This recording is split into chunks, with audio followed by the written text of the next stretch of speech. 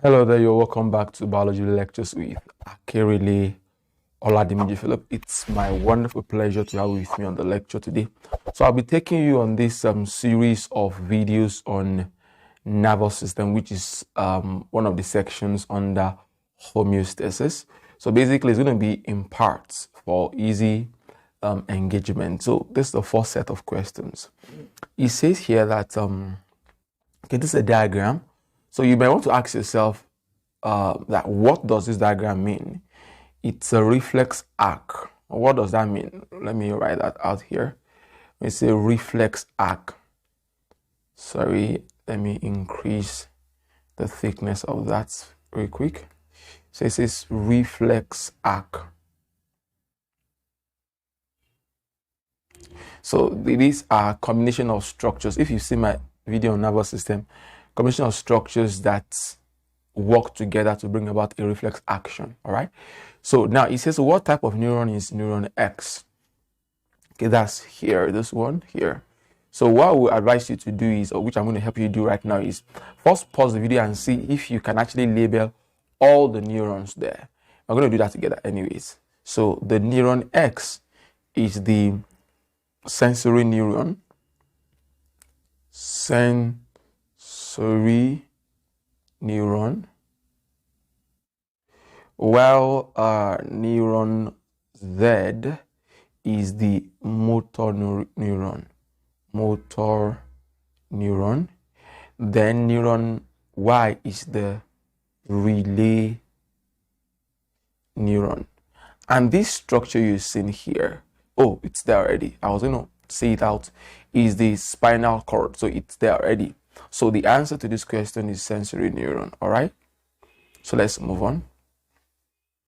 The gap, there's a gap between neuron X and Y. So between neuron X and neuron Y. What word is used to describe a gap between two neurons? Of course, that's referring to this diagram, this structure here. Sorry, it's blur on zooming. So basically, that is a synapse. A synapse. A synapse. Like that. All right. It says, draw a ring around the correct answer to complete the sentence. Information passes across the gap as what? Actually, as a chemical. I'm going to explain something real quick right now. Now, you're going to have other questions that talks about this in the course of this. You're going to see questions in this compilation. It's a lot of questions that will be going through on nervous system. Now, before we get to that part, let me show you something real quick. So, how does information pass in at the synapse? Though I can't really use this, but let me use a diagram real quick to explain this. Imagine this is a neuron. Imagine it's the end of another neuron here. So this is a synapse, so to say. Now, all along, let me readjust myself a little. Now, all along, the information is moving through neuron A as electrical signal. Then, but when it gets here, some chemicals are released. Those chemicals are called neurotransmitter, and they are released into this synaptic space, which is called synaptic cleft.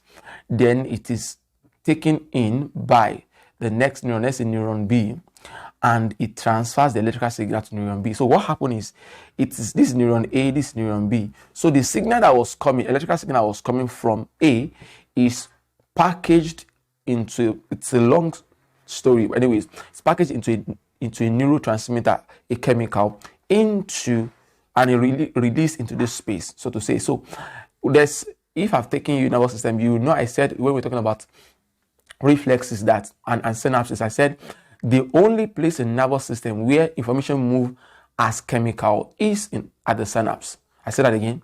The only place in the nervous system where information move as chemical is at the synapse, so to say. So that's why the answer here is down there is synapse. I mean it's chemical. All right.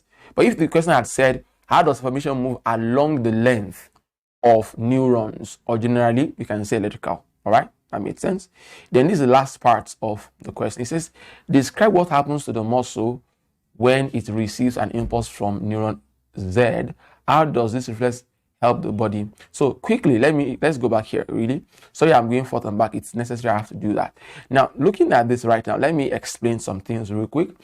This sharp pain, excuse me, is the stimulus. So let me put stimulus there.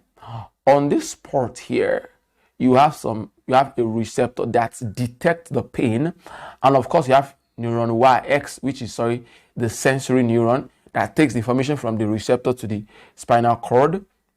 Then of course it synapses with the relay neuron. Then relay neuron synapses with the what? With the motor neuron, which is neuron Z. Then of course, if now this muscle is the effector. All right, effector organ. Now the sharp pain is dangerous, so it's a reflex for the person to remove his hand or her hand. Now the point is, when the whole thing goes in the whole movement, it gets to the spinal cord, and as it is a reflex, it's been programmed that anything that's painful, the body should withdraw itself. So it means that the signal coming to this neuron Z, which is the motor neuron, is to cause this to contract. What's it contract? So that this can be lifted, so to say. All right.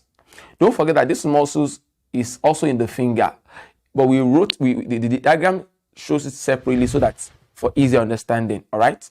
So the muscle is still in the same finger, so to say. So he says here, describe what happens. So what happens to the muscle? Okay, it contracts. It contracts. Basically, how does this help the body? Okay, it helps the finger withdraw from the stimulus, which in this case is the pain. So it contracts. You just say, what happens to the muscle? It contracts, basically. And what is the effect of that? It helps that to withdraw, like either withdraw the whole forearm, like this whole place, or only the finger just gets withdrawn from there. But usually it's going to be like the whole arm, so to say. Describe the difference between the function of a receptor and the function of an effector.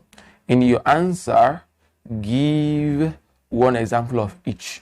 So now let's first define that. This is a 4 marker. So it says, okay, the difference. So this is okay. Describe the difference between function. So okay, a receptor detects the stimulus, or you can say stimuli, stay correct. All right. While an effector to execute the, let me say instruction, please. Instruction. Sorry about that. The instruction from the central nervous system. So that's 2 points. We've talked about the functions. It then says we should give an example each. So number 3, an example of a receptor is you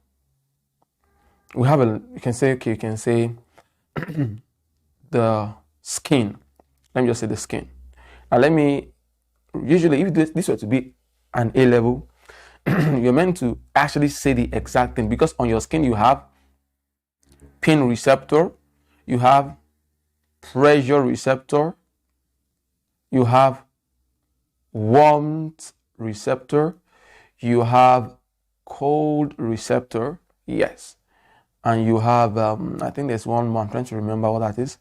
Is that thermoreceptor? I'm not so sure. But the point is, each of these, like on this skin, you have all of this. So, but of course, the skin is a sense organ that has pain receptors, like all of these receptors are on the skin.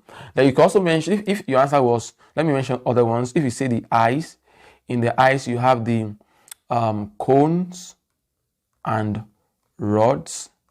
You have in the ear, you have organ of Corti, that's quite A level, but you can just say auditory receptor, okay, or auditory